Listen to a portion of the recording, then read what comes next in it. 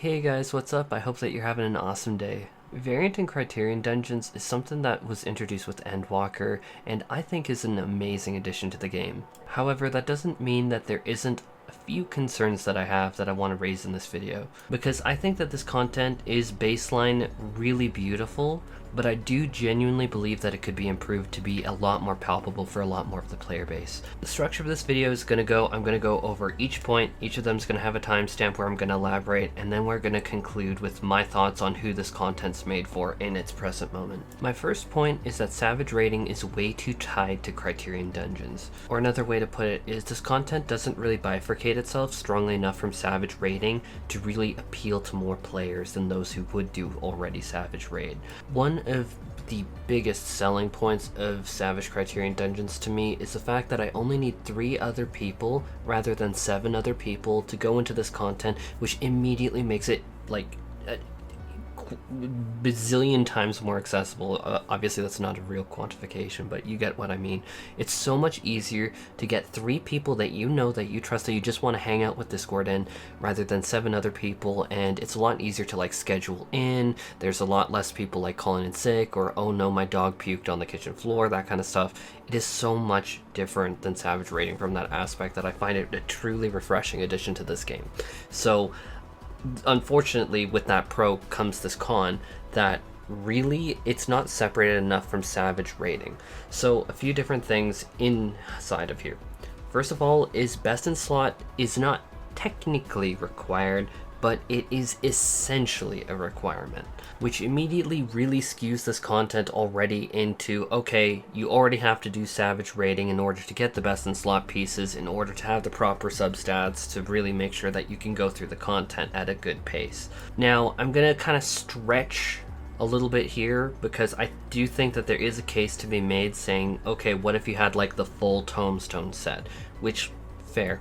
Other than the fact that the weapon upgrade material is still locked behind Savage rating, so not quite. Which obviously, if you're going to do the Savage Criterion dungeon, you kind of want to get the like end reward, which is going to require you to go into Savage rating in order to upgrade the Tombstone weapon, which you then upgrade into its glowy version with the loot from Savage Criterion. So that's another way that it's tied. But what I'm gonna try and step away from is the requirement that you don't technically need best in slot, but instead you could skirt away with like mostly Tombstone gear, fully augmented, upgraded, because those item level points really will count. First of all, is we still have a Tombstone gate that is at 450 per week.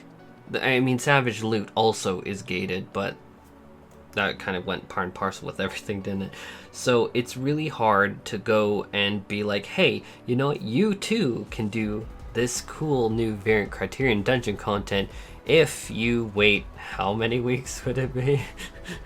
Probably 2 months worth of weeks just to wait out all the Tombstone gear, like, because you need like a bunch of tombstones for peace. So even if you don't technically need best in slot, this is still content that is heavily time gated, as well as is content that isn't really accessible to, like, say someone just joined back last month and then they were dumping all their tombstones on, say they just want to like hang out on Warrior for a bit, and then their group was like, hey, I want you on Caster for this. Well, I guess 450 tombstones a week, try and shuffle that to Caster, but reality is the group would never form and never take that person because they would be so far behind in gear. And that's going to flow beautifully into my next point, because yes, gear makes a massive impact on your ability to do this content. My second big point is that there is not enough difficulty tiers. And I'm going to cite WoW's Mythic Plus key system, which slowly ramps up from a +1 to +15 key for max rewards, and then aspirational content beyond that people definitely try and do 20+ keys. Which leaves me at the point of, why do we have Criterion, which I'd argue is too easy, and then Savage Criterion, which I'd absolutely argue is much harder than like the Savage fights. Like, I'm talking about like P9, P10, you cannot tell me that this is not harder than P9 and P10. Like, I would argue, just because of the endurance, as well as the fact that 12 has like the door boss and all these other factors, that this content's harder than P12S. I don't think that that would be that hot of an opinion to hear, because this is something I've been hearing non-stop from people who have completed all this content ad nauseum and farming it and stuff in like the Discord. More people are comparing this, which I know gets some people's certain or not, but a lot of people are comparing it to Ultimates. Specifically talking about the Savage Criterion. People are comparing Savage Criterion to Ultimates. And so, really, we have baseline Criterion, which I'd argue would be like a +1 key in World of Warcraft. And then we have Savage Criterion, which is a +15. And we don't have anything in between. Which I'm going to start to spoilerize my end point of who this content's made for, but how is that really meant to appeal to like a mid-core audience? Like, they want something harder than like a normal dungeon. They want something a little bit more intense, a little bit more bitey, with a little bit more grip to it.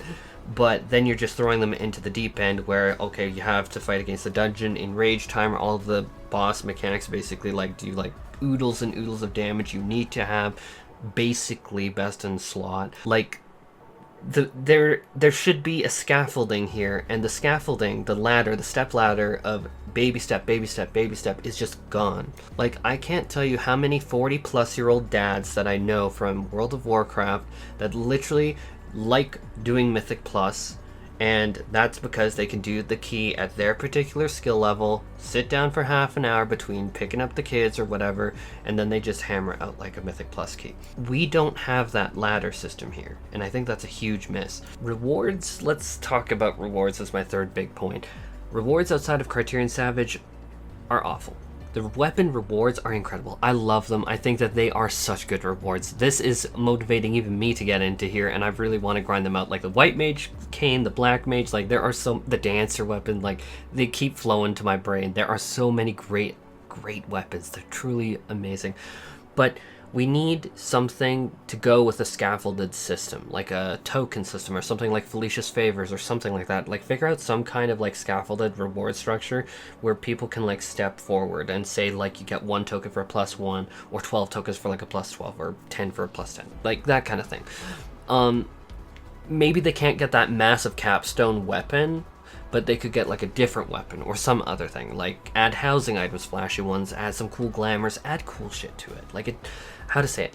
I don't think best in slot items or gear with item levels or substats are really ideal rewards. I think that you want something that's a little bit more transcendent, kind of like the relic armors from Stormblood. Those transcended Stormblood's item levels. Whereas if you just said, oh, you can get like max level Stormblood BIS, well, no one really cares, but everyone can recognize defending armor from then, or the like armor that Reapers and Dragoons can use, the maiming set.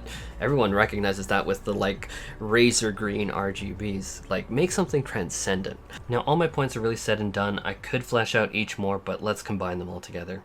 Who exactly is this Criterion Dungeon content made for? And Savage Raiders is really all I can come up with. This isn't really expanding the pool of content for mid-core or casual definitely not casual players. Imagine throwing a casual player who can barely do Zeromus into this. Like, bro, that'd be foul. That would actually be mean, and good luck disagreeing with me on that. That would be mean. But the reward structure especially makes it viewed largely outside of Savage Raiders as like a poor reward content for hardcore players. And let me just repeat that to make sure that I didn't kind of lose myself in the sauce. It's viewed by the larger player base, from talking to literally hundreds of people, as poor reward content for hardcore players. And I think that that is a huge loss. And I think that it's like, okay, if you can clear the Savage version, which people are again comparing to Ultimate content, love it or hate it, people are comparing it to Ultimate content, that weapon is beautiful. That is an amazing reward. But you can't tell me that for people who aren't at that level, who aren't clearing it successfully, that it is a good reward structure. Now I'm going to flip back and compare it to Mythic Plus and WoW. Like, how many 40-year-old people are like doing like Mythic Plus casually for shits and giggles because it's like a boxed off 30-minute activity that they can enjoy with some friends and scale the difficulty to whatever the group needs, with like +15 being those like top tier rewards that they can go for. There's tons of them. You also have like the Keystone Master thing that gets you a mount at the end if you do like all the things at a particular level. And like, largely the Mythic Plus population in World of Warcraft is the casual dads. It's the 40-year-olds, it's the 50-year-olds, it's like the people who are just like kind of starting to really genuinely make up the foundation of the MMORPG genre. And so to me, when I look at Savage Criterion content, or Criterion content in general, because like Variant, you haven't seen me talk much about Variant because it's really, you just find all paths on like some Google thing and blow through it.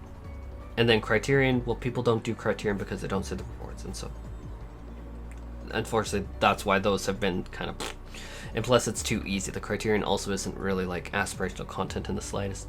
So the real capstone of this is Variant Criterion Dungeons has so much potential. We have seen interesting mechanics, beautiful boss design, beautiful arenas. Like, I can compliment the day-night structure. It's got lore to it. It is beautiful content, beautiful. I can't compliment it enough on that aspect, but it needs to be improved. We need far better granularity, choice, and control, because right now this iteration of Savage Criterion is just more hardcore raid content. That's right or wrong. That is what I am hearing when I talk to people, and there are almost no 40-year-old dads that are currently playing WoW, currently gearing up with Anduin's cutscene for the next expansion, that I talk to that even plan to touch this content. And to me, that's a huge indicator. Like, I don't usually use just my own litmus test and like lick my finger and blow it to the, or hold it to the wind or whatever. Like, I usually ask other people on top of my own, and right now that's why I'm really worried, because it's just like, do I personally plan to do this? Yeah, when the Savage Loot Lockout is done, because I think Savage Loot Lockout is awful, horrible, and I do not like it.